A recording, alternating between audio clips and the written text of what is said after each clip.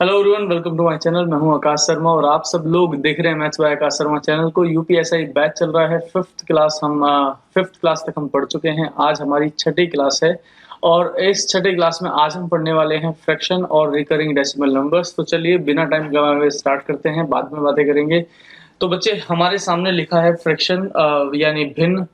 अगर आप इस फ्रैक्शन को जानते हैं, फ्रैक्शन यानी भिन्न, अगर आप इस भिन्न को जानते हैं तो बच्चे, अगर आपके सामने भिन्न का कभी भी क्वेश्चन बने, अगर आपको वहां पर लेट करना पड़ जाए तो आप लेट एक्स तो बिल्कुल भी नहीं करेंगे, क्योंकि एक्स से तो आपका क्वेश्चन जो है वो थोड़ा सा हार्ड होने वाला है। आप क्या करेंगे, जो भी भिन्न हो उसके डिनोमिनेटर के एलसीएम में आप कुछ भी मान लेंगे। डिनोमिनेटर, डिनोमिनेटर यानी हर, आप हर के एलसीएम में मानेंगे। अगर आप हर के एलसीएम में कुछ मानते हैं, जैसे मैं आपको एक क्वेश्चन बोलता हूं कि एक संख्या है, कोई भी एक संख्या है, उस संख्या को मैंने दो पार्ट्स में डिवाइड किया। एक उसका पार्ट मैंने 1/3 बनाया और एक उसका पार्ट मैंने 1/5 बनाया।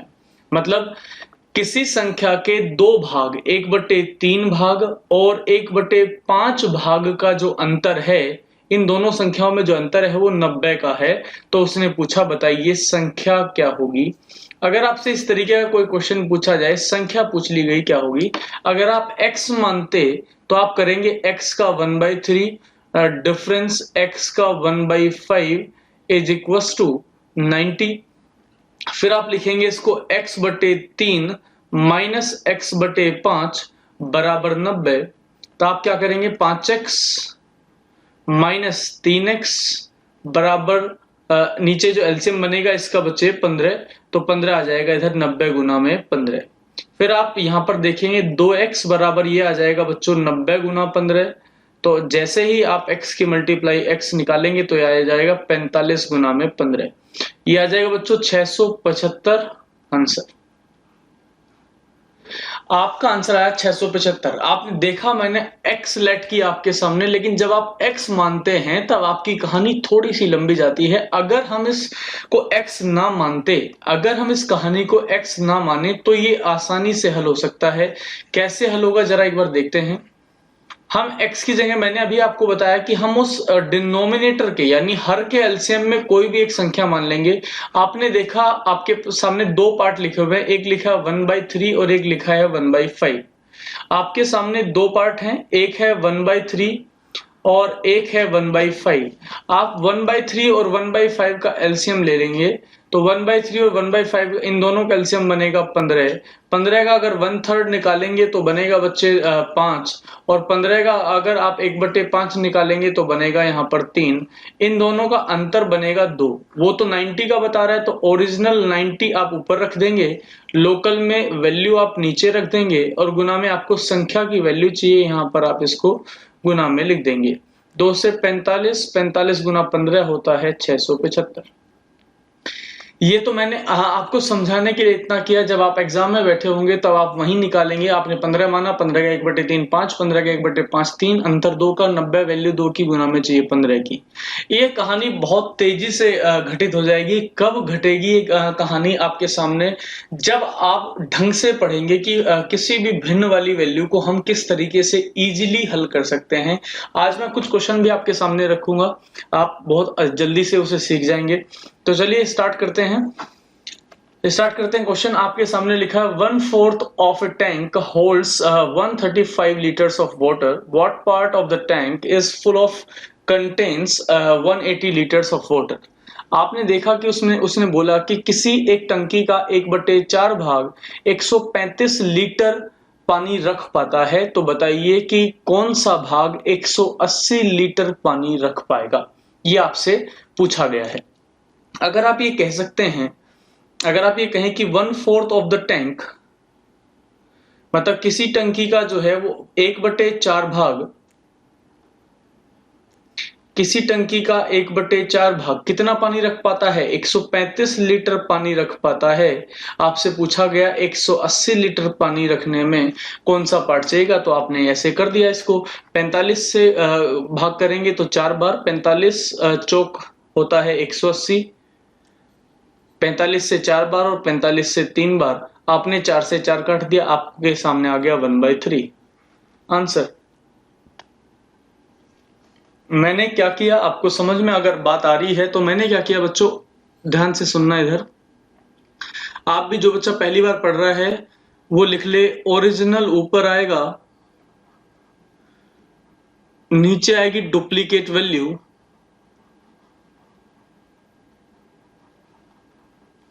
और इनटू में आएगा जो भी आपका क्वेश्चन है, जो भी आपसे पूछा गया है वो आ जाएगा मल्टीप्लाई में। सभी लोग जो भी बच्चे तैयारी कर रहे हैं वो इसको कहीं ना कहीं लिख लें, हम इस पे बहुत सारे सवाल करने वाले हैं। आगे टाइम एंड वर्क में भी हम इस पे बहुत सारे क्वेश्चन करेंगे, रेशियो में भी हम इस पे बहुत सारे क्वेश्चन करेंगे।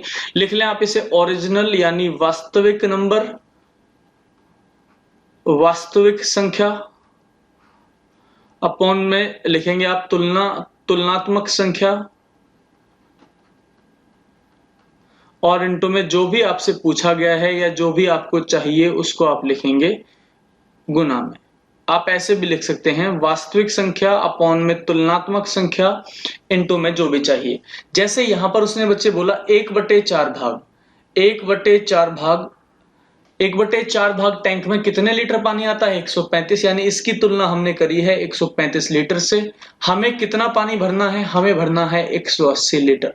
आप इसको काटें 45 से 4 बार, सॉरी 45 से 3 बार और 45 से 4 बार। इस 4 से ये 4 कैंसिल, 3 आ जाएगा नीचे, तो यानी ये आ जाएगा 1/3। आपको मैंने दोनों तरीके से बता दी कहानी। तो यानी आपको क्या करना है, जब भी आप फ्रैक्शन में हैं, जब भी आप इस तरीके क्वेश्चन कर रहे हैं, तब आपको दो बातों का ध्यान रखना है। या तो आपको डिनोमिनेटर के एलसीएम में कुछ लेट करना है, और या तो आपको सीधी सीधी कंपैरिजन करने के लिए दे दी जाएगी।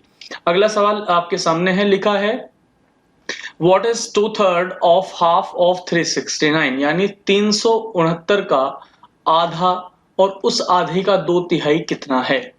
जरा इधर यहां पर देखते हैं, उसने एक, ये बिल्कुल सिंपल सा सवाल है, आपने पढ़ा होगा। ऑफ का मतलब होता है हिंदी में का, ऑफ का मतलब होता है का, और का मतलब होता है मैथ में मल्टीप्लाई। ध्यान, ये आप सबको पता है। तो आपसे के सामने लिखा है 369, 369 का हाफ यानी 1/2, और उसका भी 2/3 यानी 2/3। इस 3 से ये 3 कैंसिल हो जाएगा, तो ये इस 2 से ये 2 कैंसिल हो जाएगा। तो बच्चे यहां पर बोला गया है 369 अपॉन में 3, आप काटेंगे 1 2 3, 123 आपका आंसर आ जाएगा। Second is the answer. मेरी बात समझ में आ रही है। इस ऑफ का अगर आपको मतलब समझ में आता है, तो ऑफ का मतलब होता है का, और का मतलब होता है हिंदी में गुणा। मैथ में अगर आप चाहते हैं तो गुणा इसका मतलब होता है। कई बार का मतलब हम रेशियो में जब हम पढ़ेंगे या परसेंटेज में जब हम पढ़ेंगे, वहां पर हम एक और मतलब पढ़ेंगे। का मतलब एक ऑनरशिप भी होता है कि मतलब आपने कहा कि आपका मतलब क्या है कि आपका, आपसे रिलेटेड कोई बात हो रही है। लेकिन अगर मैथमेटिक्स में बात की जाए तो का मतलब होता है मल्टीप्लाई। अगला क्वेश्चन आपके सामने है, लिखा है 1/5 ऑफ ए नंबर एक्सीड्स मतलब ज्यादा है 1/7 of the same number by 10। मतलब किसी संख्या का 1/5 भाग उस संख्या के 1/7 भाग से 10 ज्यादा है, तो वो नंबर आपको बताना है। संख्या आपको बतानी है। संख्या में आपसे बोला गया है कि किसी संख्या का 1/5 भाग 1/7 भाग से 1/5 भाग 1/7 भाग से 10 ज्यादा है, 10 ज्यादा है। तो आप बताएंगे मेरे को क्या करना है, एलसीएम लेना है। 5 और 7 का एलसीएम कितना, 35। 35 का अगर हम 1/5 निकालें तो आएगा 7, और 35 का 1/7 निकालेंगे तो आएगा 5। ये कितना ज्यादा है, ये तो 2 ज्यादा है। वो कितना ज्यादा बता रहा है, 10। अगर हम कहें ओरिजिनल वैल्यू है 2, डुप्लीकेट यानी तुलनात्मक जो वैल्यू है वो 2 है, इनटू में संख्या मांगी गई है 35। तो यहां से गुणा कर देंगे, यहाँ 2 से 5 बार, ये आएगा बच्चों 150 और 25 175। आपका आंसर आ गया 175। आपका आंसर है सी ऑप्शन इज करेक्ट। मेरी बात समझ में आ रही है सभी को? सभी लोग समझ पा रहे हैं कि इस तरीके के छोटे छोटे क्वेश्चंस भी पेपर में आएंगे। जरूरी नहीं है कि यूपीएसआई के पेपर में 40 सवाल आए और 40 के 40 ही अच्छे हों। कुछ सवाल आपको बीच बीच में डाल दिए जाएंगे, 2-4 सवाल आपके बीच में, 10 सवाल ऐसे होंगे कि जो बहुत कठिन होंगे, लेकिन बाकी के जो 20 से 25 सवाल होंगे, 15 सवाल का रेशियो रहेगा आपका 15-25 के लगभग का, या 12 और 28 का रेशियो ऐसा रहता है कि 12 क्वेश्चन बहुत बेहतरीन बना के आपको दिए जाएंगे और 27-28 क्वेश्चन आपको इजी और मॉडरेट लेवल के दे दिए जाएंगे। तो बच्चों ये क्वेश्चन भी पेपर में आएंगे, तो आपको फ्रैक्शन पे कमांड होनी चाहिए और ये सवाल पेपर में आए चाहे ना आए, क्योंकि आगे इतने सारे टॉपिक्स हैं, उन टॉपिक्स में इन छोटी छोटी बातों का इस्तेमाल होता रहेगा। चलिए आगे चलते हैं, एक सवाल करते हैं। लिखा है, A boy was asked to find the value of 3/8 of a sum of money. Instead of multiplying by the sum 3/8, he divided it by 3/8 and then his answer exceeded by 55. Find the correct answer. एक boy से पूछा गया, एक boy से क्या कहा गया कि एक सम ऑफ मनी का तुम 3/8 कर दो। 3/8 कर दो मतलब मल्टीप्लाई कर दो 3/8 से। उसने क्या किया, मल्टीप्लाई करने के बजाय उसने भाग दे दिया 3/8 से। वो कह रहा है कि जो संख्या है वो 55 ज्यादा निकली, इसलिए आपसे पूछा गया है फाइंड द करेक्ट आंसर। आपसे नंबर नहीं मांगा है, उसने पूछा है सही जवाब आपसे। अगर यहाँ पे आप देखें इसको, तो उसने मांगा है आपसे फाइंड द करेक्ट आंसर, मतलब सही उत्तर क्या होगा। अगर मैं पूछता यहाँ पर, अगर मैं पूछता संख्या क्या होगी या सम ऑफ मनी, जो अगर आपसे पूछा जाता कि सम ऑफ मनी क्या होगी, तब हम कहते हैं कि वह धन क्या है, वह धन क्या है। उसने धन नहीं पूछा, उसने ना सम ऑफ मनी नहीं पूछा, उसने पूछा है कि फाइंड द करेक्ट आंसर। अगर आपसे बोला जाए, इधर सुनेंगे सभी लोग, अगर मैं आपसे कहता कि एक नंबर है मेरे पास x, देखो थोड़ी देर के लिए x एज्यूम कर रहा हूं, हालांकि मैं आपको x मानने को कभी नहीं कहूंगा, मैं आपसे कह रहा हूं कि x मैंने मान लिया। उससे कहा गया था x का 3/8 करने को, लेकिन उसने गलती से क्या किया, उसने गलती से x का क्या कर दिया, 8/3 कर, मतलब 3/8 कर दिया। x का उसने क्या कर दिया गलती से 3/8, मतलब मल्टीप्लाई करने के बजाय उसने डिवाइड कर दिया 3/8 से। तो इसका मतलब भी तो यही है, 8 ऊपर चला जाएगा। अगर 8 ऊपर चला जाएगा तो हम इसे कहेंगे x गुना 8/3। यानी आपको कहा गया था, ध्यान से सुनना, आपको कहा गया था 3/8 करने को, आपने कर दिया 8/3। अरे यही तो मतलब आएगा इसका, गुणा करने के बजाय भाग कर दोगे तो फ्रैक्शन उल्टी हो जाती है। तो 3/8 की जगह आप किससे भाग करने, गुणा करने लग गए, 8/3 से। चलो एलसीएम ले लेते हैं, संख्या मान ली मैंने 24, माना संख्या जो है, माना जो धन है मेरा वो 24 है। अगर 24 का 3/8 करूंगा, 24 का 3/8 करूंगा तो 9 आएगा, और अगर मैं 24 का 8/3 करूंगा तो 64 आएगा। कितना आएगा, 64। तो बच्चों 9 में और 64 में अंतर कितने का है, 55 का। 9 में और 9 में और 64 में अंतर कितने का है, 55 का। तो 55 का ही वो अंतर मांग रहा था, वो भी तो उसके हिसाब से भी तो एक्सीडेड कितना था, 55। हमारे हिसाब से भी कितना है, 55। उसने मांगा है हमसे सही उत्तर। सही उत्तर तो 3/8 वाला है। अगर देखो संख्या मांगता तो गुना में क्या करते, 24। अगर गलत उत्तर मांगता तो गुना में क्या करते, 64। अगर सही उत्तर मांगा है तो गुना में क्या करेंगे, 9। तो गुना में मैंने कर दिया डायरेक्टली यहां पर 9। 55 से 55 कैंसिल, 9 इज द आंसर। आप आंसर लगाएंगे 1 ऑप्शन 9। समझ में आ रही है मेरी बात समझ में आ रही है आपको? चलिए आगे चलते हैं। आपके सामने एक क्वेश्चन है, लिखा है in a class 3/5 of a students are girls. मतलब एक क्लास में, एक कक्षा में, ऐसे देखें इधर बच्चों, एक कक्षा में 3/5 जो हैं, एक कक्षा में 3/5 लड़कियां हैं। अगर 3/5 लड़कियां हैं तो 2/5 लड़के रहे होंगे। ये तो सबको बात क्लियर होनी चाहिए। अगर किसी कक्षा में 3/5 लड़कियां हैं तो 2/5 लड़के होंगे। अब वो कह रहा है कि 2/9 of the girls and 1/4 of the boys are absent when part of the total number of students are present, मतलब कितने लोग, मतलब कितना जो भाग है वो प्रेजेंट रहा होगा, उसने ये वाली बात आपसे पूछ ली। तो बच्चे 9, 4 और 5 का अगर हम एलसीएम ले लें, अगर हम अपनी फ्रैक्शन जो आपको दे रखी है, देखो उसने आगे बोला 9, यहाँ 9 बोल दिया, नीचे यहाँ कितना बोल दिया 4, और यहाँ कितना बोल दिया 5। ऐसा करते हैं 9, 4 और 5 का क्या ले लेते हैं, एलसीएम ले लेते हैं। चलिए 9, 4 और 5 का एलसीएम ले लेते हैं आपके सामने। 9 का, 4 का और 5 का। 9 के लिए एलसीएम बच्चे 9, 4, 5, ये एलसीएम आएगा 180। तो मैंने एलसीएम मान लिया बच्चों 180 हमारा एलसीएम, मैंने तीनों की मल्टीप्लाई कर दी, 9 चौक 36 पंजे 180। अब उसने कहा 3/5 जो है वो लड़कियां हैं, तो बताओ 180 का 3/5 कितना। अगर आप 5 से भाग करें, 36 पंजे 180, 36 दिया 108, मतलब 108 तो हमारे पास लड़कियां थी, तो बाकी कितने 72 हमारे पास लड़के थे। ये तो हमारे पास थी गर्ल्स और ये हमारे पास थे बॉयज। अब उसने कहा 2/9 of the girls and 1/4 of the boys are absent, मतलब 9/2। उसने कहा बच्चों इधर सुनना, 2/9 लड़कियां जो हैं वो एब्सेंट थी, तो 7/9 तो प्रेजेंट रही होंगी। तो हम तो प्रेजेंट वाली इस कहानी पे पहुंचेंगे। चलो 9 से भाग करते हैं, 12 9 108, 12 7 84। 84 जो लड़कियां हैं वो प्रेजेंट थी क्लास में। अगर 84 लड़कियां प्रेजेंट थी तो यहाँ पर 1/4 बॉयज एब्सेंट थे। अगर 1/4 जो बॉयज हैं वो एब्सेंट हैं, तो 3/4 जो बॉयज हैं वो प्रेजेंट रहे होंगे।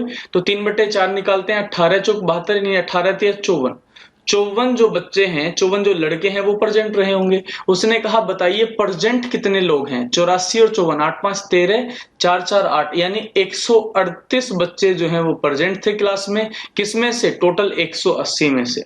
इसको अगर आप डिवाइड करेंगे 2 से, तो 2 से ये 90 बार जाएगा, और 2 से ये आप डिवाइड कर सकते हैं, 2 6 12, 2 9 18। फिर आप चाहें तो 3 से डिवाइड कर सकते हैं, 3 से 3 दूनी 6, 3 3 9, 23/30। 23/30 ऑप्शन इज 1 करेक्ट ऑप्शन है। अरे मेरी बात क्लियर हो रही है क्या? यानी आपने क्या किया, आप x के बजाय आप किस पे काम कर सकते हैं, आप एलसीएम पे काम कर सकते हैं। और यही तो हमें समझना है कि फ्रैक्शन में हम एलसीएम पे किस तरीके से डिपेंड रह सकते हैं। यानी हम एलसीएम, देखो अभी मैंने एलसीएम का टॉपिक स्टार्ट भी नहीं किया, लेकिन आपके सामने एलसीएम के सवाल आने लग गए। मतलब जरूरी नहीं होता कि एक टॉपिक एलसीएम का वो एलसीएम वाले टॉपिक में ही काम आए, नंबर सिस्टम में भी काम आ रहा है। आगे time and work, pipe and system, time and distance, ratio proportion, CI SI, सब में एचसीएफ एलसीएम का इस्तेमाल किया जा सकता है। तो बच्चों जब आप कहानी पढ़ रहे हैं तो मैथमेटिक्स को इस तरीके से पढ़ते चलें। मैं पहले लेक्चर से मैं डिजाइन करता हुआ जा रहा हूं, आप पहले ये पढ़ें, फिर ये पढ़ें, फिर ये पढ़ें। धीरे धीरे धीरे धीरे आपके दिमाग में सारी की सारी चीजें आती जाएंगी, लेकिन ये आएंगी तभी जब आप पूरी की पूरी क्लास देखेंगे, हर एक लेक्चर को ढंग से बैठ के समझेंगे, नोट्स बनाएंगे, जितने भी सवाल मैं आपको कराता हूं वो सवाल करते हुए जाएंगे, अपनी बुक में जो सवाल हैं वो सब सवाल लगाते जाएंगे, तब आपकी कहानी क्लियर हो जाएगी। और ये गारंटी है, मैं पहली क्लास से बोल रहा हूं कि 40 में से 40 सवाल ठीक हो जाएंगे, लेकिन होंगे तभी जब आप मेहनत करेंगे। अगला सवाल लाने से पहले मैं आपको समझाना चाहता हूं रिकरिंग डेसिमल नंबर्स के बारे में। आप सभी लोग मेरे साथ साथ हेडिंग डालेंगे रिकरिंग डेसिमल नंबर्स या पुनरावर्त दशमलव संख्याएं, आप इसके बारे में समझेंगे।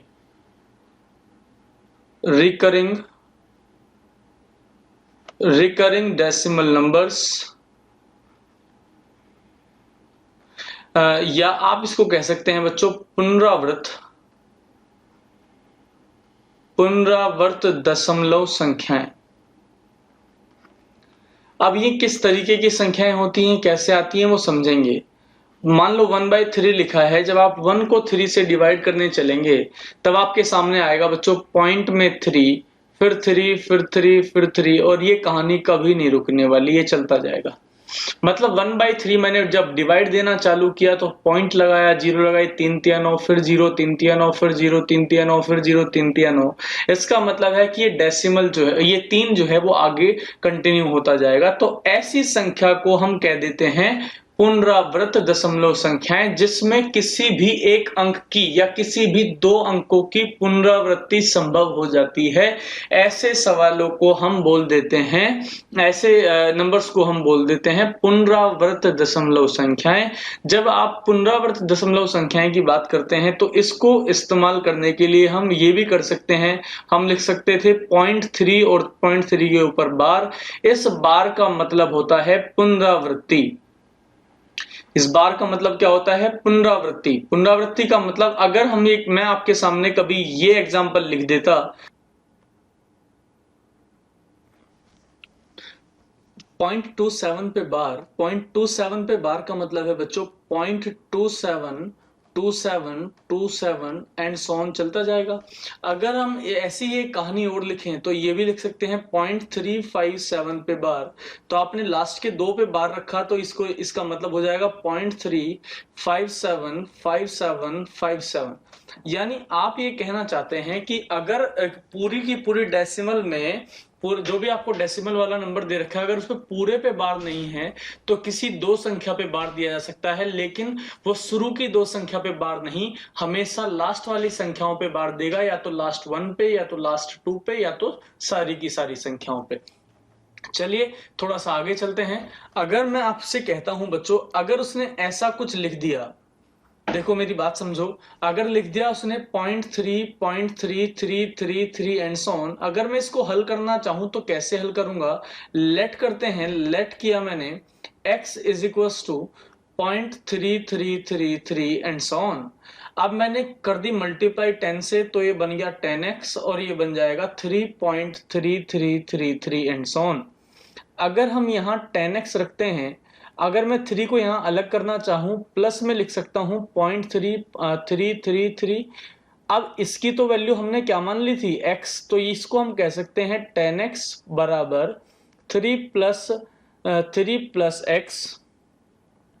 10x बराबर 3 प्लस एक्स, ये x उधर आके माइनस में हो जाएगा तो ये बनेगा बच्चों यहाँ से 9x इज इक्वल टू 3, यानी x का मान आ सकता है 1/3, क्योंकि 3 से ये 3 हट जाएगा, 3 3 जा 9, तो x की वैल्यू आ जाएगी बच्चों 1/3। क्या आपको ये कहानी समझ में आई है? और क्या मुझे पेपर में ये सब करने की जरूरत है? नहीं है। आपको पेपर में ये कुछ भी करने की जरूरत नहीं है, बस आपको एक बात पे थोड़ा सा ध्यान रखना है, और वो बात आपके सामने कौन सी है जरा इसको नोट कर लीजिएगा। अगर मैंने आपसे कहा 0.3 पे बार, अगर केवल एक संख्या पे बार है तो आप क्या करेंगे? उस वाली संख्या का जो ऊपर जो बार लिखा है आप उसको भी काटेंगे, और जो डेसिमल लिखा हुआ है, जो डेसिमल लिखा हुआ उसको भी काटेंगे। मतलब आप बार भी हटा देंगे और आप डेसिमल भी हटा देंगे, और आप इस बार और इस डेसिमल को हटा के नीचे लिख देंगे 9। आंसर आ जाएगा 3/9 यानी 1/3। देखो आंसर कितना था, लास्ट में 1/3 था, यहां पर भी आंसर कितना है 1/3। कहानी कैसे मैंने करी जरा एक बार फिर से समझ लीजिए। 0.7777 एंड सो ऑन अगर चलता रहा तो आप इसे कह सकते हैं 0.7 पे बार, और मैंने कहा आप ये बार भी हटाओ डेसिमल भी हटाओ, नीचे लिख दो 9, आंसर आ जाएगा 7/9। यहां कुछ भी डिवाइड नहीं हो रहा है इसलिए जो का त्यों बन जाएगा आंसर। अगर हमारे सामने दो संख्याओं पे ऐसा आ जाए लिखा है 0.27 पे बार, दोनों संख्याओं पे बार है, तो आप इसको कैसे हल करेंगे? आप ये बार भी हटा देंगे और ये डेसिमल भी हटा देंगे। आपने बार भी हटा दिया और आपने ये डेसिमल भी हटा दिया, तो 27 नीचे कितनी संख्याओं पे बार था? 2 पे बार था, इसलिए 2 बार 9 आएगा, 9 तिया 27 और 9 से 11 बार, आपका आंसर आ जाएगा 3/11। अरे क्या आपको मेरी बात समझ में आ रही है क्या? जब आप इस तरीके की कहानी पढ़ रहे हैं, ध्यान से सुनिएगा, जब आप इस तरीके की कहानी पढ़ रहे हैं तो जितनी संख्याओं पे बार होता है उतनी संख्याओं पे ही हम नीचे 9 लिखते जाते हैं। अगर आपके सामने मोस्ट इंपोर्टेंट तो आपके सामने ये बात आएगी, अगर मैं कहता हूं 0.271 और केवल 71 पे बार रखता हूं, तो अब आप क्या करेंगे? देखो आपका तो सिंपल काम है, नीचे से ये हटाया, यहां से डेसिमल हटाया, दो संख्याओं पे बार था, आपने 9 लिख दिया। अब ये 2 जो है ये 2 चिढ़ गया, इसने कहा भाई मेरे लिए तो आपने कुछ किया ही नहीं, तो हम इसके लिए क्या करेंगे? इसके लिए हम नीचे लगा देंगे 0 और इसको ही ऊपर कर देंगे माइनस। 2 के लिए नीचे तो आ जाएगी 0 और ऊपर किया जाएगा 2 को माइनस, तो यानी ये आंसर आ जाएगा 269 अपॉन 990। अरे क्या मेरी कहानी समझ में आ रही है क्या आप सब लोगों को? अगर कहानी समझ में आ रही है तो चलिए पहला सवाल करके आंसर दे दीजिए जरा मेरे को। कितने अंकों पे बार है? 3 अंकों पे बार है। इस बार को भी हटाओ, इस डेसिमल को भी हटाओ, ऊपर आएगा 1, नीचे 3 अंकों पे आ जाएगा 999। Second option is the answer. सेकंडों में आपके सवाल जा रहे हैं, अगर आप देख पा रहे हो तो सेकंडों में सवाल आपके हल होंगे। आगे लिखा है 1.27 पे बार। ये देखो डेसिमल के बाहर वाला जो पॉइंट है ना, उस पे बार नहीं लगा हुआ, यानी 1 को तो आप अलग कर लो, प्लस 0.27 पे बार को आप अलग कर लो, क्योंकि डेसिमल से पहले वाली वैल्यू का इस बार से कोई लेना देना नहीं है, उसको मैंने बिल्कुल अलग कर दिया। अब इसको देखा मैंने, यहां हटाया मैंने, इसको हटाया, ये आंसर आ जाएगा बच्चे कितना? आप बताओ। 27 लिखा है, ये हटा दो 27, सॉरी ये यहां पर लिखा है 0.27 पे बार, 0.27 पर बार, बार हटाया, डेसिमल हटाया, नीचे लिख दिया 99, 9 तिया 27, 9 से 11, आप इसकी मल्टीप्लाई कर सकते हैं, 1 + 3 अपॉन 11, 14/11 इज द आंसर। 14/11।